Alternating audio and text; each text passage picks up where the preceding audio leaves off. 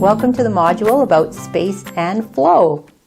Today we're going to do a couple of exercises that will help you get a really good feel for how your property actually functions. So we have a few goals. We're going to map out the natural pathways that flow through your property, and we're going to develop a feel for the possibilities of the property, because not everything is possible, and we have a choice as to which direction we can go if we're kind of being a little bit realistic about what's going to fit.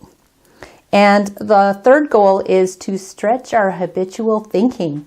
Often when we've lived on a property for a while, we have a sense of this is what's possible and we can't really do anything else. And so we have a little bit of stuckness that happens. So I have a nice process that we'll use to open up your thinking a little bit so that you'll see maybe something else is possible.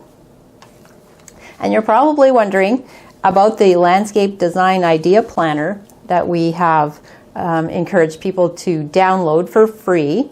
And the way this is going to be used in this particular course is we're just going to focus on the major items that are something that you are thinking of planning for in the next little while. So it might be a garage, and if we look at some of the main headings in here, like sitting areas, for example, you might have 1 or 2 or 3 sitting spaces that you're thinking of doing. Maybe a fire pit, maybe an entertaining patio, or a hot tub area.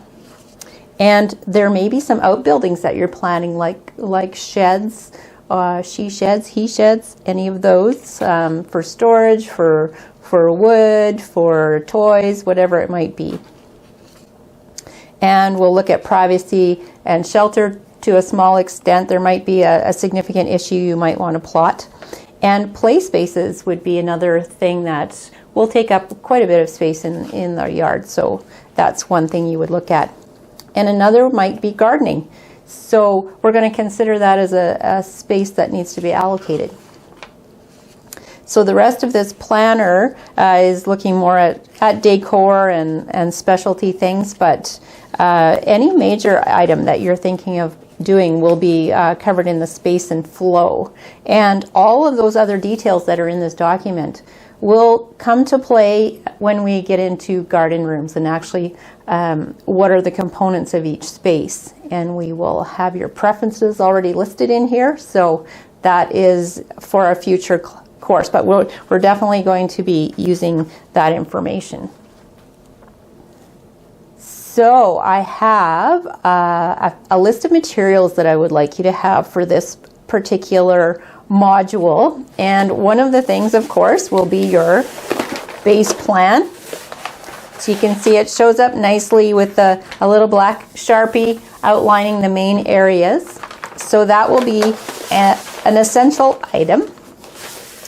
And what we're also going to use is something that's called trace paper. So this is like an onion skin. It's kind of transparent to a certain extent, not quite like wax paper, which you might be able to use, except that you can't put marker on it very well. So this is a special paper that's used in landscape design and landscape architecture for doing some ideas that don't wreck your base plan. So it's like, let's try something out here. And so you might use some pencil or marker on it. And the way this is used is in design school, it was like churn out those ideas. So they would just get us to rip off a chunk, do a few ideas, put that to one side, rip off another chunk, that sort of thing. So it's quite a fun tool to use in the design process. And you can buy those at art supply stores quite readily. So otherwise, we'll have some regular 8.5 by 11 paper and 1 black Sharpie, a little selection of colors, like the Crayola washable markers is fine. I prefer this over using Sharpie markers because it doesn't bleed through the paper. And then these are the art sticks that I recommend that you have. So if you could get a couple of pinks and purples or yellows and oranges, that would be great.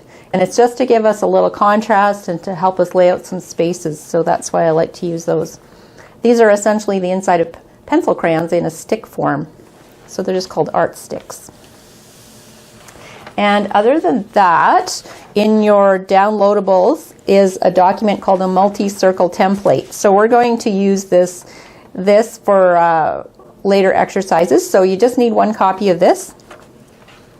And I do like you to have a bunch of these transparencies that you can put through your copier, printer, or if you have some old ones for overheads, that works great. But these are just your basic transparency film that you'll find in a box like that. So usually they're sold in 50 or 100, so whatever you would like, because we're going to use those.